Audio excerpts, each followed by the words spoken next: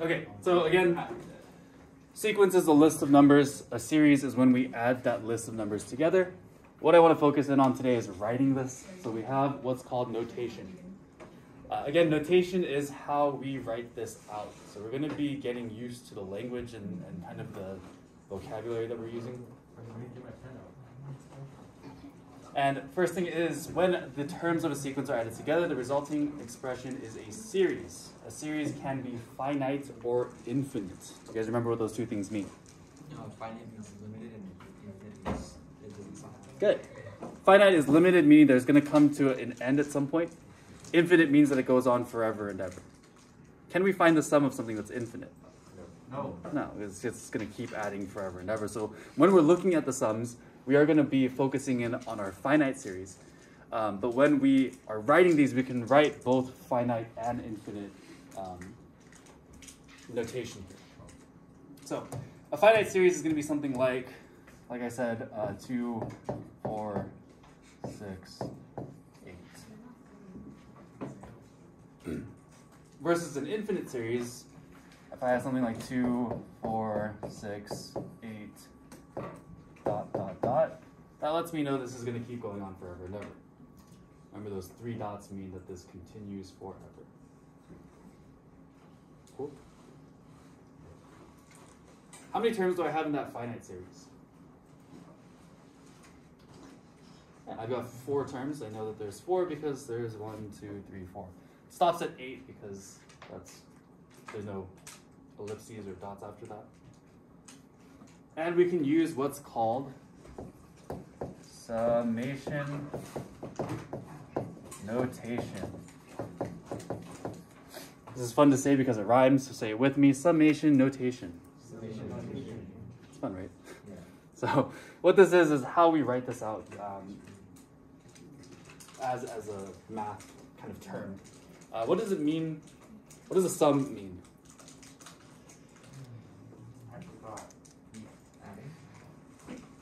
Yeah, the sum is the answer, right? The sum is the answer for in addition problem. So when we're writing summation notation, it's basically saying what is all of these numbers added up together. So the way that we write this is we use a Greek letter by the name of sigma.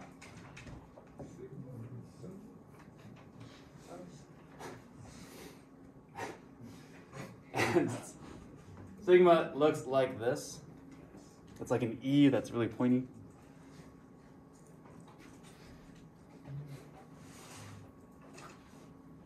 And we're going to add a few things to this. So if I'm looking at this finite series up here, again, here I have 4 terms. I have 1, 2, 3, 4. I have 4 terms. And when I'm writing this, what goes on top of my Greek letter here is the number of terms, which is going to be 4. So this is my number of terms.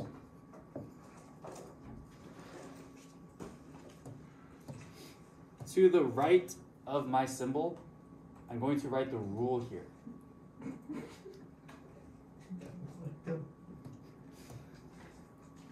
So if we're looking at this, we have xy. My first term is 2, my second term is 4, my third term is 6, and my fourth term is 8. Right?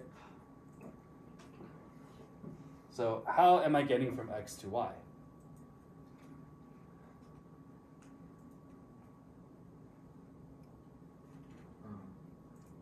By 2? Yeah, we're multiplying by 2, right? So if this were to keep going, then my 5th term would multiply by 2 and give me 10. 6th term would multiply by 2 and give me 12, so on and so forth. So our rule here is we're multiplying by 2. So we want to write our rule on the right side of our symbol. So that's going to be 2i. This is our rule. Does that make sense? So on the top, we have our number of terms. Here we have 4 terms. Our rule is we're multiplying by 2. So that goes on the right. And on the bottom, we're going to write our starting point. So I can say that I is equal to 1. And this is my starting point. In other words, we're starting with x equals 1. Because our first term here is 2. Does that make sense?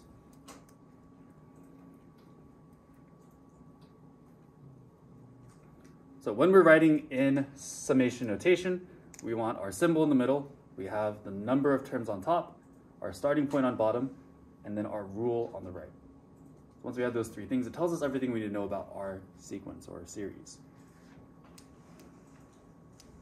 So it looks complicated, but it's not too bad, hopefully. Any questions on this?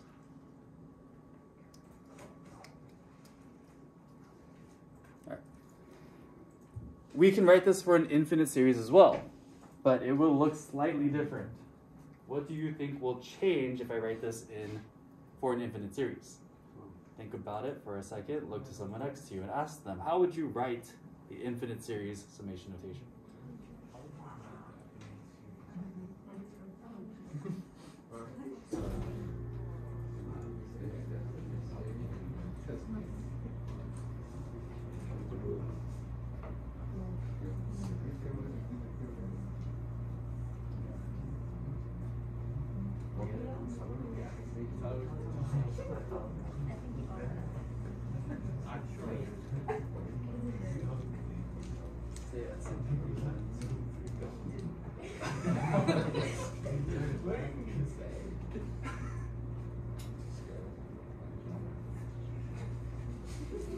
All right, what we come up with? Giselle. Do you just not write the 4? Right, we're not going to write the 4, right? Because there's not 4 terms here. What were you going to say, Andrew? I was going to say to remove the rule. The rule? Well, the rule is technically the same, right? Because we're dealing with the same list of numbers. But, good? Was it? Good. So everything is going to remain the same for our infinite series, for the most part. I'm going to write it over here because I'm running out of space. So our rule is still the same. It's still 2i. We're still starting at 1, so we still have I equals 1. But what's going to go on top this time? How many terms do I have? Infinite. So what do I put on top? The infinity symbol. Yeah, I can put the infinity symbol. So these are all going to be the same except for our number of terms. And again, we know that we have an infinite series when it ends with these 3 dots. Cool. So this is what we're focusing in on today, just writing these out correctly. Questions? All right, we also call this sigma notation because we are using the Greek letter sigma.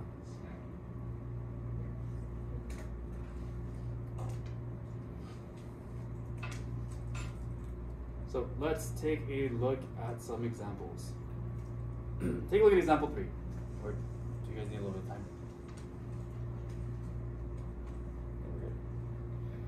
time? Write each series using summation notation. So what I want to do is figure out 3 things. I want to know what's my starting point, how many terms do I have here, and what's my rule. Once I have those 3 things, I can just put those around my symbol, right? And then we're good to go.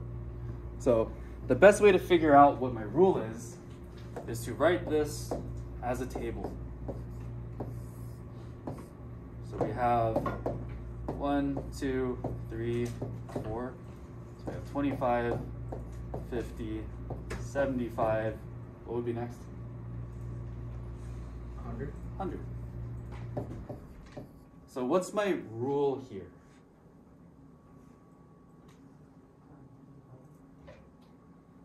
Good. Careful. We don't want to say add 25. Although our y values are changing by adding 25, that is true. But if I add 25, that means I'm adding 25 and 1. And that would give me 26, which isn't right. And that would give me 27, which also isn't right. Does that make sense? So we're looking at the relationship between x and y, rather than the relationship between my y values. So here, in order to get from this number to this number, we need to multiply by 25. That works for this as well. Also works here, and that's going to continue on. So my rule here is going to be 25i, multiplying by 25. How many terms do I have in this series? 10. 10. How'd you get 10? I divided 250 by 25. Beautiful. This is the last term in our sequence, 250. Does that make sense? So it's 25, 50, 75, and then they put dot, dot, dot to say that there are more numbers in between, but we're going to skip over to the last one, and the last one is 250. So the way we can figure out how do we get 250, we can look at our number here, and we can divide. If I divide both sides by 25, then I is equal to 10. And that means I have 10 terms here. Does that make sense? So now I can write my summation notation. I have all the pieces that I need. Again, I have 10 terms, so that goes right up top. My equation is 25i, and I'm starting with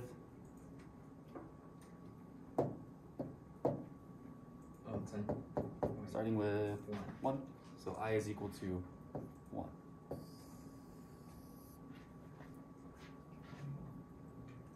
So far, so good.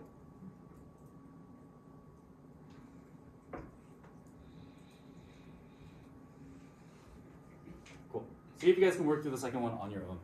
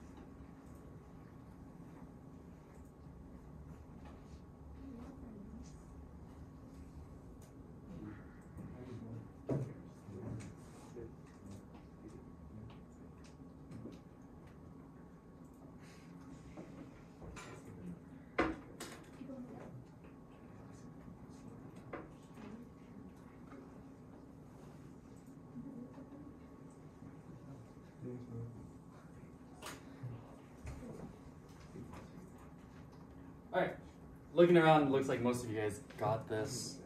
So I'm gonna kind of breeze through this if that's okay. What's my rule here? 5i, right? We're multiplying by 5 each time. So our rule here is gonna be 5i. How many terms do I have? 20. Again, we can set this equal to our last term.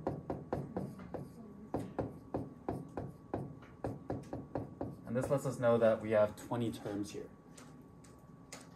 So how do I write my form?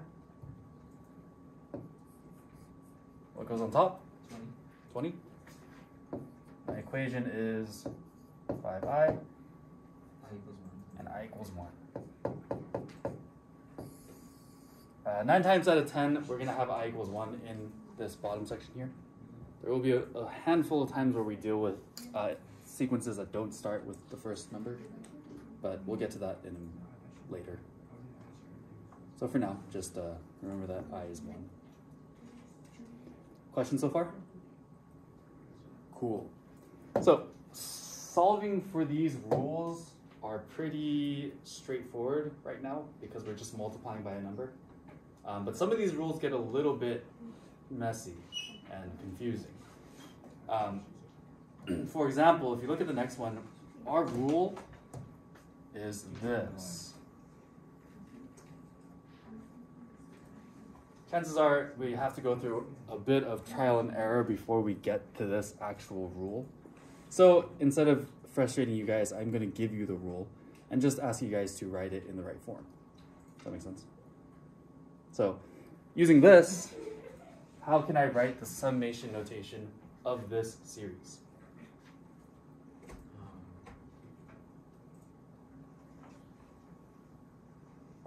How many terms do we have here? Infinite terms. Infinite, right? We know it's infinite because The dot dot dot. the dot dot dot at the end, right? So what goes on the top of my symbol? The infinity symbol. Yeah, I put the infinity symbol because because of this lets me know that this is going on forever and ever. The rule was already given to us, so we can just write I over I plus 1. And we're starting with I equals 1. So again, just getting familiar with this notation.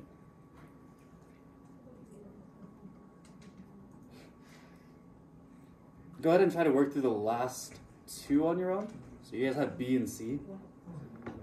B also gives you the notation, or gives you the rule, so it should be fairly straightforward. And I think C does as well. C does as well. So go ahead and work through B and C.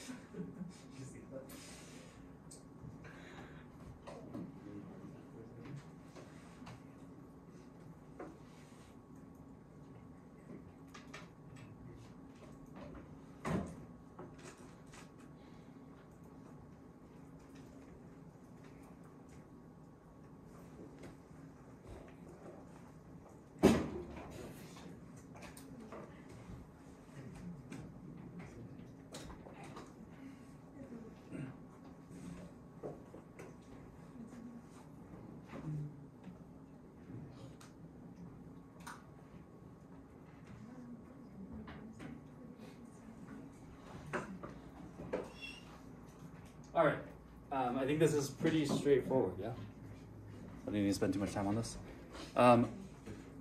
What will this one look like? Infinity sign on top. We already know the rule, so we can put 6i. And I is equal to 1. Again, any questions on this? Straightforward, yeah? This one has a little bit more going on, so we do need to figure out how many terms we have. How many terms do we have? 8. How do we get 8? I can do I plus 4 is equal to my last term, which is 12. Subtract 4 on both sides. So I have 8 total terms. So our notation is I